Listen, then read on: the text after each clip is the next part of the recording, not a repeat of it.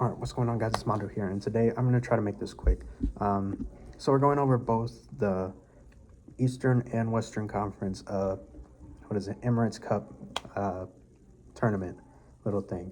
Before we get started, make sure to like, share, subscribe, turn on notifications, comment down below, guys, what you guys want to see next.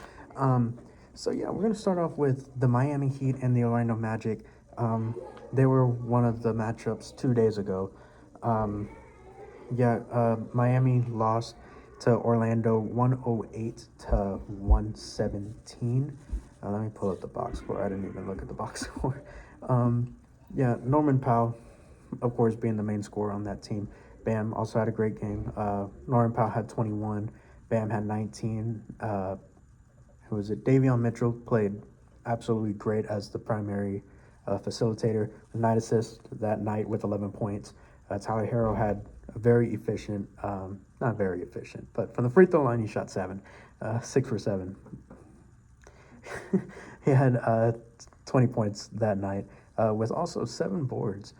Norman Powell had 3 steals, and Bam had 3 blocks and a steal that night. And Jaime Jaquez came out the bench, was all right, with 10 points, with 3 assists as well, and 3 boards. But then we go to who had an outstanding night. Everybody talked bad about him. Desmond Bane had 37 that night, 6 for 9 from the field, from the three-point line, 14 for 24 from the field, to go along with his 6 boards and 5 assists with 1 steal that night as well. Everybody else took kind of a back seat. Everybody else had a fairly inefficient night. Paolo Banchero was only 5 for 13 with 18 points, 7 boards, and 4 assists. Wendell Carter had 10 boards. He had a 10 for 10 game, a double game, 14 and 10. And then defensively, Jalen Suggs was the one that came up a little bit with 20 points, 3 boards, 4 assists, and 2 steals. And of course, Anthony Black also had a pretty good game, facilitating and a little bit on the defensive side, 10 points, 3 boards, 7 assists with a steal and a block. And then, of course, Tristan Da Silva had a pretty good game off the bench as well with 11 points, 7 boards, and 2 assists. It was a fairly good game that I watched. I only watched maybe the first half, right? It was back and forth. Orlando came back down at halftime, and even in the first quarter, it looks like I wasn't paying attention to the score, but Miami was ahead 30-17, and then they lost the lead and lost the rest of the quarters. So that's not a good sign for them. I know that they're still getting back into shape. Khalil Ware had kind of a mediocre game by his standards, 4 points and 6 rebounds, with only shooting one field goal. That means the Magic are moving on. Going on to the next game was the New York Knicks and Toronto Raptors. Now, I will say I am wrong with what I thought was going to happen this game. Let's see. Let me go back up to the Knicks. I'm using ESPN, by the way, so bear with me if the stats are wrong. Jalen Brunson had a great game. I didn't watch this game specifically, but Jalen Brunson, 35 points, 6 for 9 from three-point land, 13 for 19 from the field. He only had 4 assists last night, which you would expect more with the star power around him, like OG Anunoby having 13 points that night, 4 for 11. It wasn't very good. Efficiency-wise, same as Cat, 14 and 16. He had a double-double, pretty good double-double. Not 15 and 15, though, because he just couldn't score that night for whatever reason. And also had 2 blocks and a steal. OG Anunoby had 2 blocks and 2 steals as well. Mikal Bridges obviously was there defensively. Had 15 points that night, 5 boards, 4 assists, and 2 steals and a block. And Josh Hart just being that Energizer bunny. But he didn't come off the bench this game. He started 21 points, 6 boards, 4 assists, and 2 steals that night. Just being that all-around good player that he always is. That kind of left the bench kind of empty.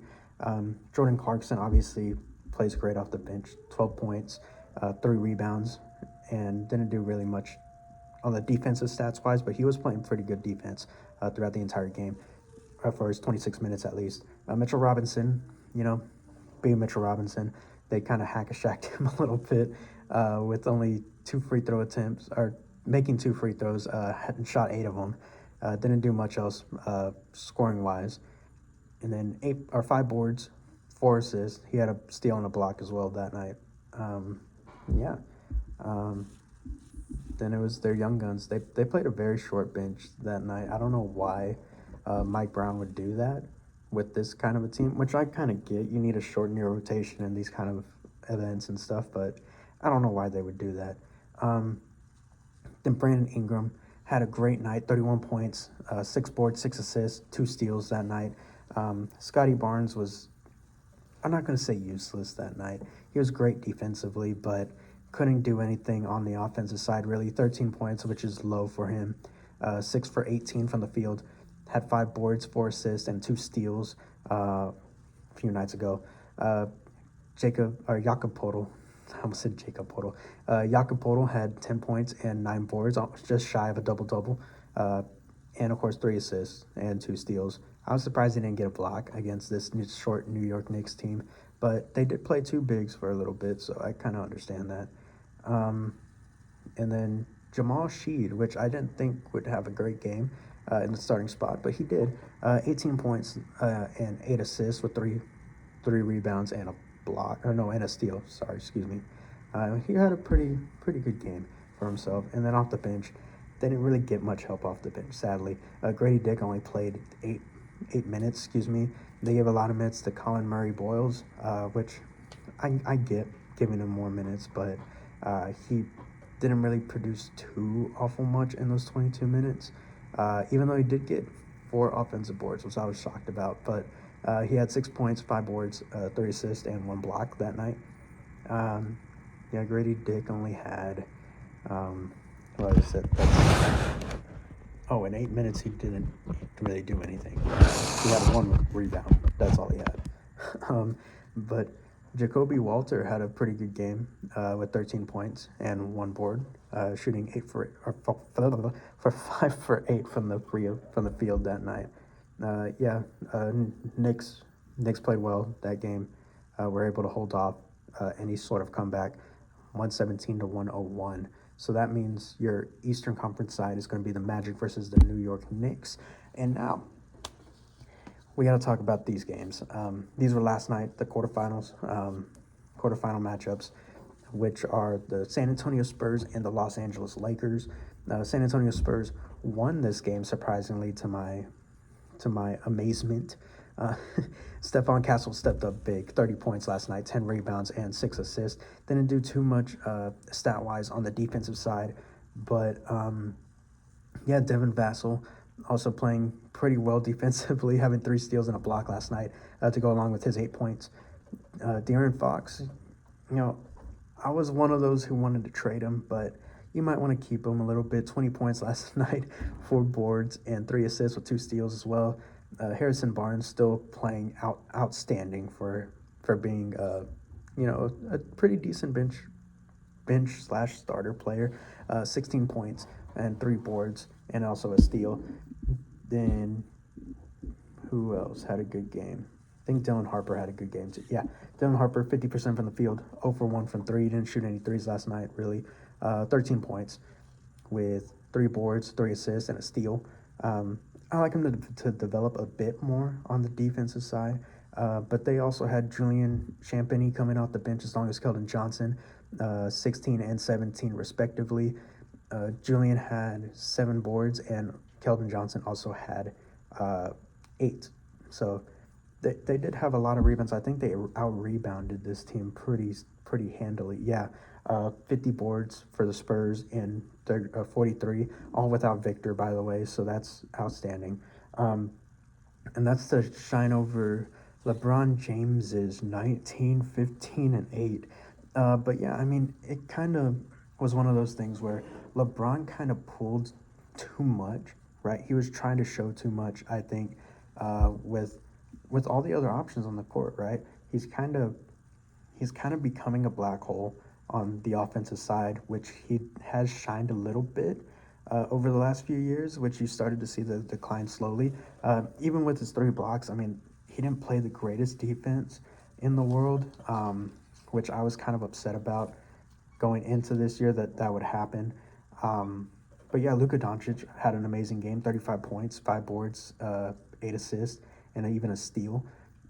Austin Reeves also had a very good game. Didn't shoot too much, only 16 field goal attempts. With, you know, res- comparing it to previous games before LeBron got here or got back, 8 points, uh, 15 points, 8 boards, and 7 assists with a block last night as well. And yeah, I mean, that kind of, with LeBron James taking up 36 minutes, it's taking shots away and time away from Jake LaRavia, who had an awful game last night, minus 25 in his 9 minutes of play. That's insane, by the way. Dalton Connect only had a minute. Bronny, which you would think would get some playing time with him there, only had a minute. Same with Adu Thiero. Jared Vanderbilt didn't even play at all, which I don't know why they're not playing him. But they do have Marcus Smart coming off the bench. He had a great game last night. 26 points, 3 boards, and 1 assist with a block last night. Same with Jackson Hayes, 2 points and a block as well. You would have expected him to get some boards, but I mean that's whatever. And you gave 14 minutes to Gabe Vincent. Why would you give 14 minutes to Gabe Vincent when you're just trying to trade him away anyway for something? But yeah, I mean that was kind of a shocker to me. I didn't think that they would win. The Spurs would win, but you know, when you have LeBron James being a black hole on offense, not very good on defense, just picking his spots on defense, which you shouldn't do. It's kind of what you get left with. But now, the main event, OKC completely destroying the Phoenix Suns. Now, I'm not even going to go over this game too much, right? They went to their bench really early. The Suns I'm talking about. And also, you know, OKC Thunder. A lot of people are saying like, oh, in the 73-9 season, Steph Curry, what was it? Steph Curry got unanimous MVP, so Shea should get it too. I've been talking to Twitter people, arguing with them about it.